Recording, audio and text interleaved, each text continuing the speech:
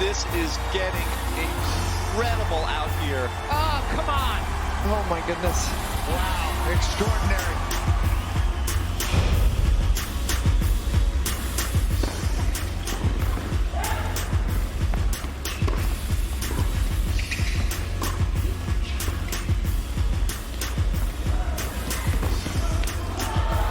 All right. Oh, tweener from Coco, topped by the put away from Dawahai.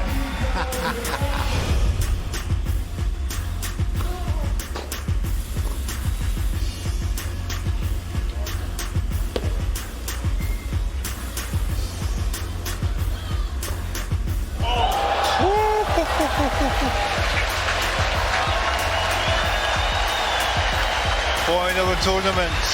Look at the crowd.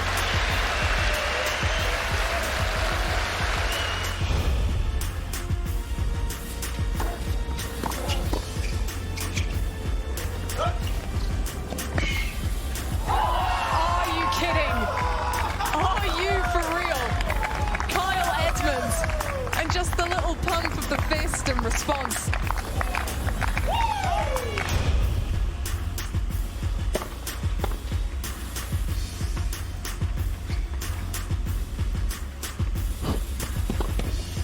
Tweener winner from Hurkacz. Oh, there may not be spectators there, but we are cheering over here.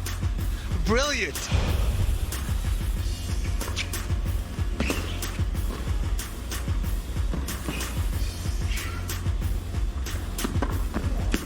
No way! The shot of the tournament. That's awesome. That is one of the best tweeters I've ever seen. I don't know. That may go down as the shot of the year, John. Hubert Hurkacz, the jump tweener winner. And I think that was on like a deciding point. All credit to Craig Boynton for that shot. No, I mean, going back and hitting a tweener when someone lobs over your head is one thing. That was an offensive shot. We may have COVID. That has not stopped highlights. And our friend Humbert here has set the bar pretty high. We had a couple of tweeners in there, Chanda, and I mean, some world team tennis. You had action from all over the world as these players prove that whether the tours are there or not, their level is next level. Yeah, we saw a lot of players just happy to be back out playing and competing. And so we actually saw some spectacular moments at times, even though we did not have the tours yet back going full bore. But these players, they've been entertaining us throughout these last 2 or 3 months. And we're going to hope to get a lot of big highlights coming up in New York for the U.S. Open. And we found out the protocols today. If you leave the bubble, what happens? If your team leaves the bubble, what you need to do in terms of quarantining and all that stuff. So let's break it down for you right now. And here are the rules as the U.S. Open protocols. If you leave the bubble, John, without permission, you are automatically withdrawn. What else do you see here? Yeah, you're out. And I mean, you can sort of go through these. And again, the bubble concept is really going to be key. It's been one of these USTA talking points. I think a lot of this comes from what we've seen in other sports and also with World Team Tennis. You can see here about positive testing players with their roommates, 14 days of quarantine.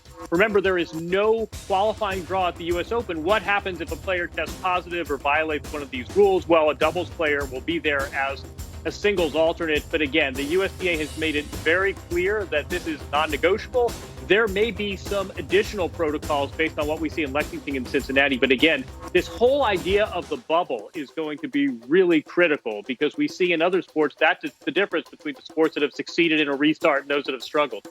Yeah, I think we'll have to see how that plays out with players having different schedules, different things that they do off court, and once they're done for the day. The one I had the issue with was the doubles players serving as singles alternates. We already know the U.S. Open is not going to have qualifying. That was a big blow.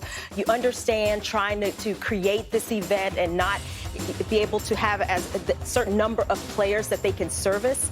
But I don't know that this makes the most sense. I mean, what about those singles players that would have been next into the draw? It doesn't seem quite fair. And how many doubles players are going to actually be ready to play singles? I mean, I think that one is the one I have the biggest problem with. And that is the protocol for if a singles player tests positive for COVID before the first round. So that could certainly come into play. Meantime, we knew that some players could get their own private homes. But if they do that, not only do they have to pay for their own private homes, Chanda, but they have to pay for 24-hour security, somebody that makes sure that they don't leave without permission. Well, some players may have their own security, but for the most part, this is going to be a big ask, and there's only probably going to be certain players that are able to do this in terms of the cost and want to, spend this kind of money. I think the entourages, that was always the big question. How many people would players be allowed to have, whether it was on site, whether it was in the hotel rooms, max 3 people at the National Tennis Center, and only one of those, along with the player, will be allowed on court and in the locker rooms and in the dining rooms. You think about players who have hitting partners as well as coaches. How is that going to work out? A hitting partner obviously has to be on court, but does the coach have to kind of stand in the players in the stands or sort of shout down advice? I mean, you're wondering in practice how all of this will play out, but it's certainly a good effort at trying to keep everyone safe. Yeah, I've heard a lot of players are really looking seriously at this home option, at this rental home option. I mean, the USTA at one point had quoted $40,000, but apparently that price has dropped. I'm not sure how this bubble is going to work. I mean, if somebody comes in to clean your home, what happens with that? As you say, Shannon, it's almost like we need ankle monitors. You have to have your own security monitor you, but the tours I've heard have been still negotiating this. And there was one effort. They said, listen, in week 2, when there are fewer players around, can those entourages expand? That's something that was not negotiated. But again, this is going to be a very strange event. I'm not sure how all of this is consistent with this bubble concept we keep talking about. But yeah, I mean, you think about where we were last year and the notion that players are going to have private homes on Long Island with their own security and monitors. It's been a strange few months, guys. Security hired by the USTA, so it's not even their own security. They literally are hiring Big Brother, basically, to make sure that they follow the rules, which they need to do. As a player, Chanda, what stands out to you the most that would be a challenge for you? I think it was the question of how many people allowed on court and in those dining areas. Very often players travel now with big teams, but even if you have a small team, there's usually a hitting partner and a coach. I mean, are you going to have to choose between those two when it comes to preparing for matches, when you're sitting and eating, and when you're trying to prepare on court? So I think that's going to be one of the challenges, along with, having the police all of these different players in these different situations. Should be interesting, but we would like the tennis. We would like the U.S. Open. So certainly, as long as everybody is responsible, hopefully it can all work out. Much more still to come here on Tennis Channel Live.